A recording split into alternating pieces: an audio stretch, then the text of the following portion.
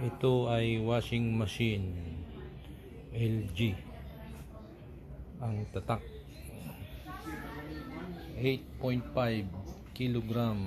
Bali push button na siya. Ang problema nito ay ayaw mag-drain. Meron siyang wash pero ayaw mag-drain. Na-check natin na sira yung kanyang drain motor at ating papalitan. Bali ito sa likod meron siyang pinaka hats.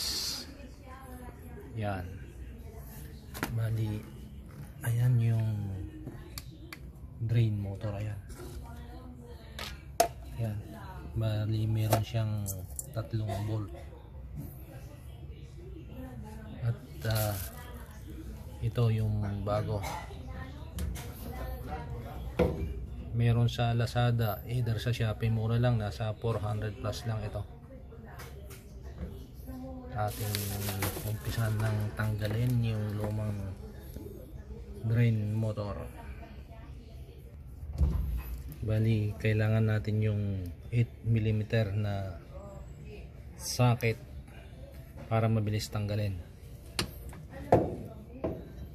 Bali meron siyang 3 bolt.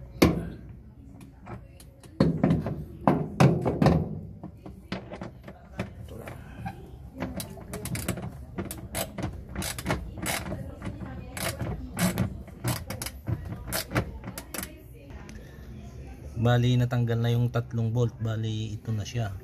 Yun, ito nakakawit lang doon. Tapos yung supply niya, ang supply nito ay 220 volt, kaya medyo malakas-lakas din. Ngayon i-disconnect natin yan, yung supply na yan. Ito, hilain lang. Yun. Tapos ating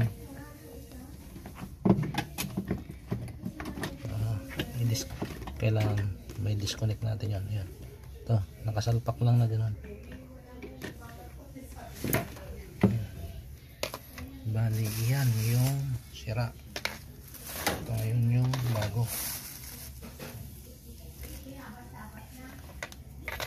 Ngayon ay salpak na natin.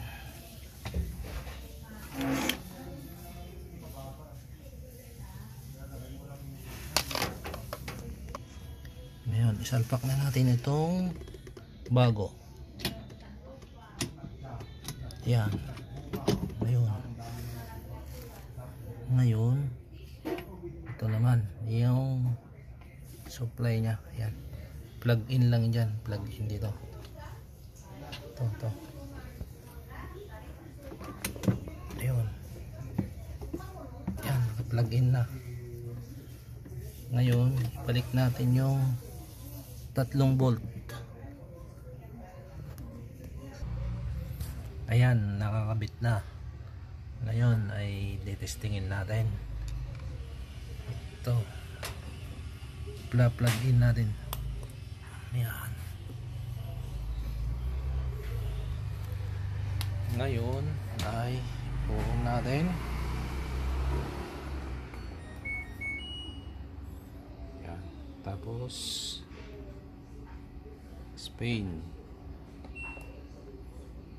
Ngayon play. Tignan natin kung maglalaro siya. Ayun.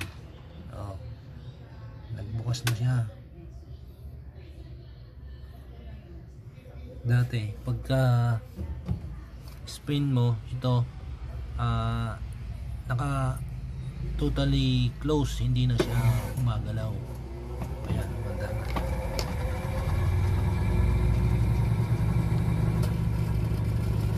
So ganun lang. Ito ay isang LG. Stop. Pero bago kayo magpalit, kailangan na siguraduhin yung naka-unplug kayo para sa inyong safety. Kaya kung may sira man yung washing machine nyo, kung kaya nyong gawin, kayo na lang gagawa. Medyo tipid-tipid na konti. Yun lang.